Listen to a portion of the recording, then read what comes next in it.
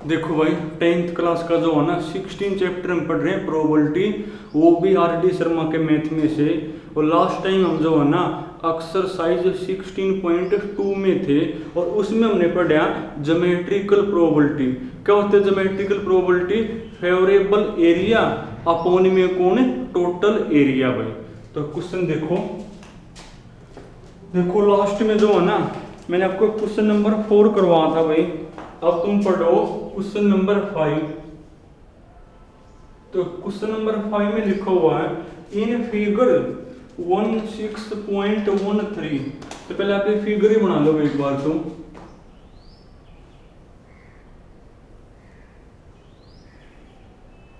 उसके बाद इसके नाम है भाई जे एम एल और ये आपका के है भाई।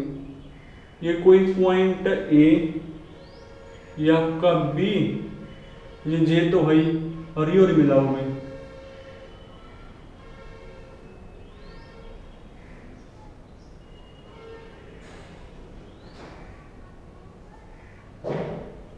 ठीक है ना। तो कवर के भाई ये फिगर आपके सामने है। अब कवर के है, ये जो फिगर है ना, इस फिगर के अंदर जे K L M, J K L M is a square, is a square, एक स्क्वेयर है भैया with side of, with side of length 6 unit, side of length 6 unit भाई। जो आपका जे के एल एम है ना, ये एक स्क्वायर है भाई, जिसकी जो साइड की लेंथ है वो कौन है मेरी 6 यूनिट है भाई। 6 आपकी साइड। उसके बाद जो point A and B, point A and B, point A and B are the mid points, are the mid points, are the mid points किसके भाई? Of side K L, of side K L है भाई, of side K L and L M, and L M respectively भाई। कि जो ए और B है ना, इनके मिड पॉइंट है। इफ का मतलब फिर गिवन है, क्या गिवन है भाई? If A point is selected, if A point is selected, कहां था भाई? At random, at random, at random from the interior, at random from the interior, किसका इंटीरियर भाई? Of the square, of the square भाई। देखो यहां तक कोई कंडीशन नहीं है कि ये जो स्क्वायर है ना, आपने इस स्क्वायर के अंदर से एक पॉइंट आपको चूज करना है। तो पॉइंट आपका कहीं पर भी हो सकता है ना, यानी यहाँ सबका सैंपल स्पेस बनेगा। और ज्योमेट्रिकल प्रोबेबिलिटी के अंदर सैंपल स्पेस का मतलब टोटल एरिया, और जो टोटल आपका एरिया तो स्क्वायर का ही है, तो एरिया निकाल लो, फिर यहाँ सबका सैंपल स्पेस हो जाएगा। तो एरिया ऑफ, एरिया ऑफ वो कहो कि इसके अंदर से आपको एक पॉइंट चूज करना है। अब वो पॉइंट आपका कहीं पर भी हो सकता है भाई, यानी आप यहाँ सबका सैंपल स्पेस बनेगा। Area of square J K L M क्या बनेगा भाई? साइड का स्क्वायर, और इसके साइड 6 है ना, यानी 6 का स्क्वायर कौन होगा भाई? 36। उसके बाद कहो है व्हाट इज द प्रोबेबिलिटी, यानी इसके बाद जो लिखा हुआ वहां से मेरी इवेंट बनेगी। व्हाट इज द प्रोबेबिलिटी, किसकी प्रोबेबिलिटी बतानी है भाई? That the point, that the point that the point will be chosen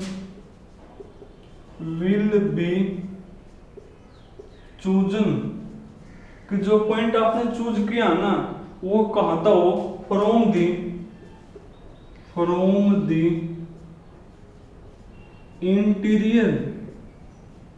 interior माने अंदर थे इंटीरियर ऑफ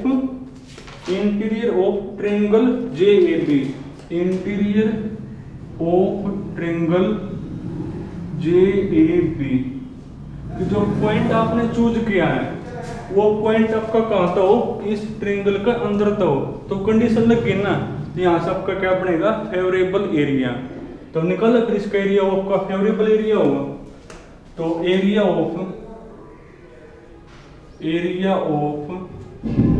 ट्रायंगल कौन सी भाई JAB तो वो मेरा बनेगा भाई।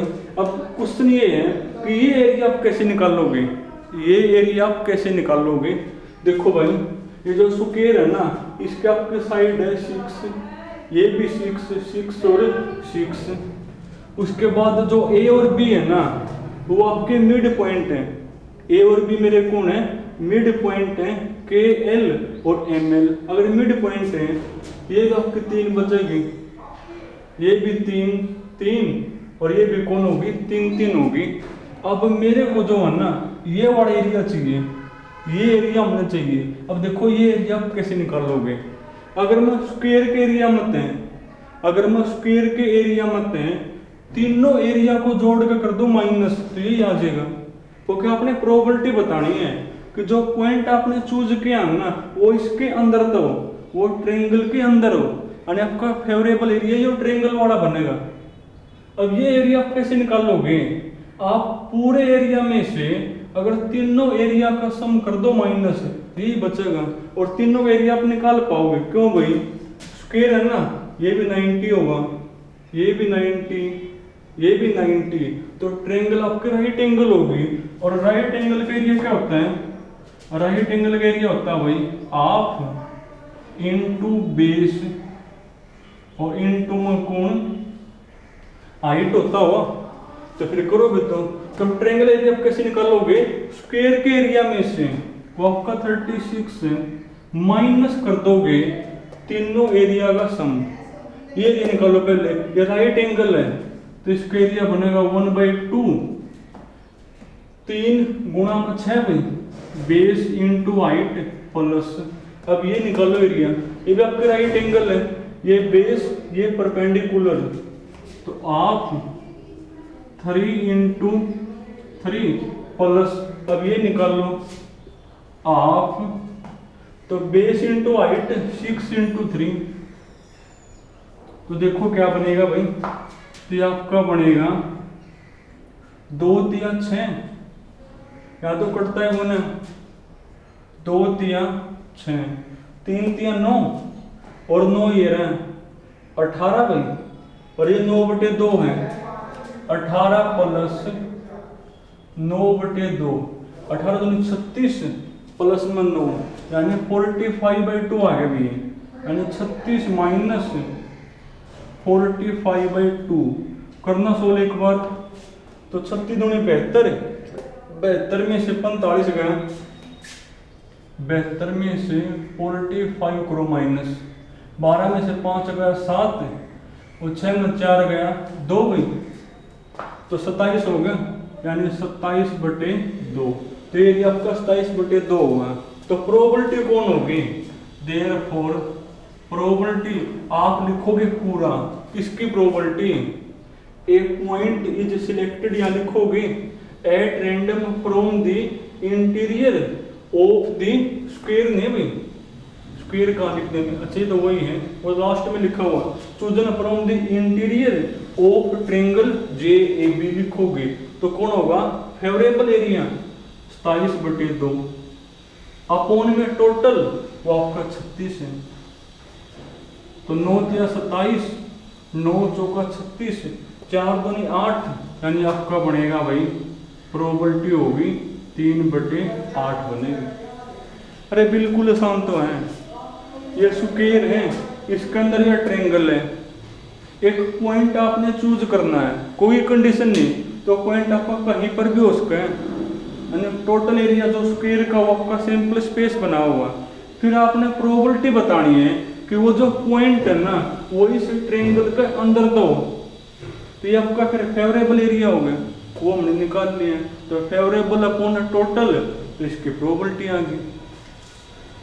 एक और बच गया भाई, जो एक और बच गया ना वो फिर तुमने करना भाई।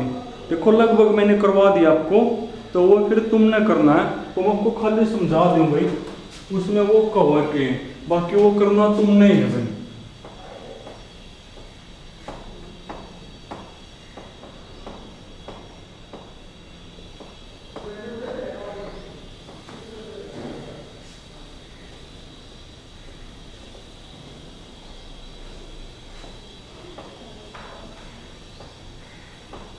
देखो एक जो बचा हुआ ना क्वेश्चन नंबर 6 है भाई, उसकी स्टेटमेंट वगैरह तो मैं लिखोगे। उसमें कहो के एक स्क्वायर है भाई, एक स्क्वायर है, स्क्वायर का नाम है ए बी सी और डी है भाई। एक इसका अंदर स्क्वायर है, एक जो है ना इसके अंदर स्क्वायर है P Q R S, P Q R S. और स्टेटमेंट में वो खुद कहो भाई, जो ये बड़े वाला स्क्वायर है ना, जो आपका बड़े वाला स्क्वायर है, इसकी जो साइड है ना वो छोटे वाले की 1.5 गुना है, 1.5 टाइम है। और अगर इसकी ए है ना तो उसकी 1.5 ए है। यानी आप कहोगे let side of square smaller square B A, तो देयरफॉर लार्जर स्क्वायर की कौन है 1.5 ए में लिखा हुआ है। अब उसके बाद इस बड़े वाले स्क्वायर में से एक पॉइंट आपने चूज करना है, यहां तक तो कोई कंडीशन नहीं। तो जो बड़े वाले स्क्वायर का एरिया बनेगा वो आपका टोटल एरिया हो जाएगा, वो आपका क्या हो जाएगा टोटल एरिया। तो आप निकालोगे एरिया ऑफ लार्जर स्क्वायर, तो वो मेरा बनेगा भाई क्या होता है फॉर्मूला, साइड का स्क्वायर यानी 1.5 ए, ये आपका सैंपल स्पेस हो गया। उसके बाद का हुआ भाई प्रोबेबिलिटी बताओ कि जो पॉइंट आपने चूज किया ना वो इस छोटे वाले में से हो, यानी आपका फेवरेबल एरिया होगा। इसमें तो इसका एरिया कौन होगा, इसके साइड है ए, तो ए का स्क्वायर। तो प्रोबेबिलिटी कौन होगी फेवरेबल एरिया यानी ए स्क्वायर अपॉन में टोटल इसका भी स्क्वायर इसका भी स्क्वायर। इससे यो कैंसिल हो गया भाई, तो क्या बनेगा, ये ऊपर तो 1 बच गया, 1.5 का मतलब 15/10 का स्क्वायर भाई, 5 दिए 15, 5 दूनी 10, यानी आपका बनेगा 1/3 का स्क्वायर 9 और 2 का स्क्वायर 4, 4 को ले जाओ ऊपर, यानी प्रोबेबिलिटी कौन होगी भाई 4/9 बनेगी। है आसान कि कोई स्क्वायर है बड़े वाला, एक उसका अंदर छोटा स्क्वायर है, जो बड़े वाले के साइड है ना वो छोटे वाले की 1.5 टाइम है। अगर इसकी ए है तो उसकी 1.5 ए है। एक पॉइंट आपने इसमें से चूज करना है, अब वो कहीं पर भी हो सकता है। तो सैंपल स्पेस बड़े वाले का एरिया बनेगा और स्क्वायर का एरिया होता है साइड का स्क्वायर। फिर आपने प्रोबेबिलिटी बतानी है कि वो पॉइंट इस छोटे वाले में तो फेवरेबल में फिर इसका एरिया आ जाएगा, इसकी साइड ए है तो एरिया होगा ए स्क्वायर। तो प्रोबेबिलिटी कौन होगी फेवरेबल एरिया अपॉन में टोटल। सोल्व करें तो 4/9 आ गई प्रोबेबिलिटी। तो आपका जो प्रोबेबिलिटी है वो कंप्लीट हो गया भाई। तो आपने यहाँ तक पूरा करना है।